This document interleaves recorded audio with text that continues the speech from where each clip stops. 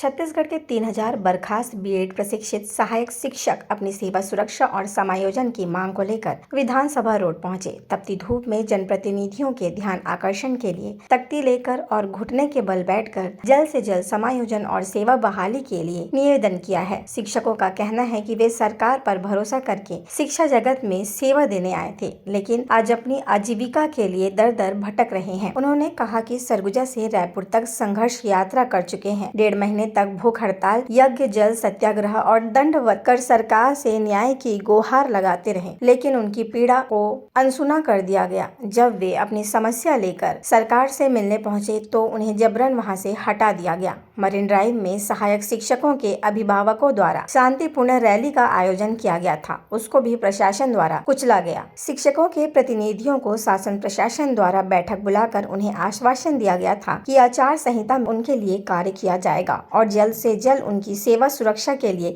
कदम उठाया जाएगा। इसके बावजूद आज पर्यंत कोई ठोस फैसला नहीं लिया गया है, जिसके चलते उन्हें पुनः धरने पर बैठना पड़ रहा है। आगे क्या कुछ कहा उन्होंने, देखिए। मैं आपको बता दूं कि आचार संहिता से पहले हम लोग लगभग यहाँ पे 37 दिन तक आंदोलन किए, जिसमें हम लोगों ने सरकार के ध्यान आकर्षण के लिए अलग अलग तरह से हम लोग को ध्यान आकर्षण किए, जिसमें हम लोगों ने जल सत्याग्रह भी किया, मुंडन भी करवाए, जिसमें साथ ही साथ हमारे जो महिला शिक्षिकाएं भी हैं उन्होंने भी अपने केस दान किए।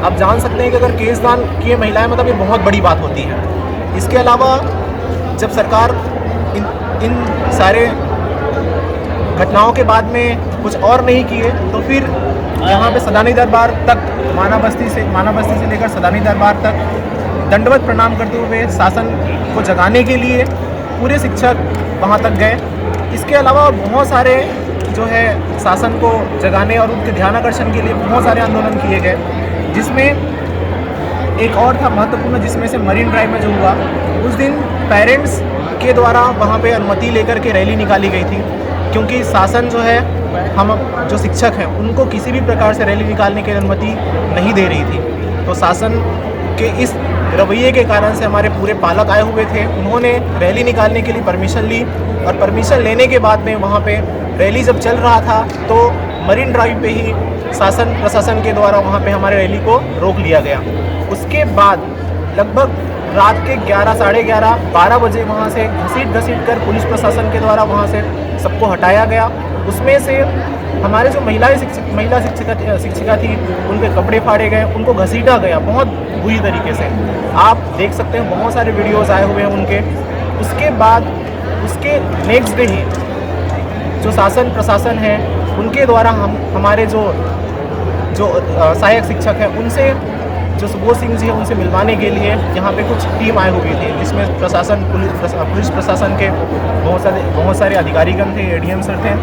और उसमें स्पष्ट रूप से हमको आश्वासन दिया गया था कि जो कमेटी बनी है वो कमेटी आप सबके लिए आचार संहिता में भी काम करेगी। उसके पहले एक बार बस मीटिंग हुआ था, उन्होंने हमको पूरी तरह से आश्वासन दिलाया कि आचार संहिता में जो कमेटी है वो आप सबके लिए अच्छे से काम करेगी और उसके बाद आप सबके समायोजन के लिए रास्ता निकालेगी। ये आश्वासन के साथ हम अपने जो आंदोलन है 37 दिन का, उनको हम सब ने वापस लिया और सब ने अपने घर चले गए। उसके बाद जब आचार संहिता लगा हुआ था, लगभग 10 दिन हो गए, कुछ भी उस आचार संहिता के दरमियान कुछ भी हमारे पक्ष में रिजल्ट नहीं आया।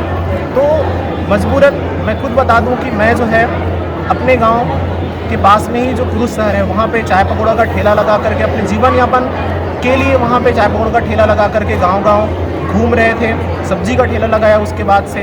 तो ये सब परेशानियों का सामना हम सबको करना पड़ रहा था।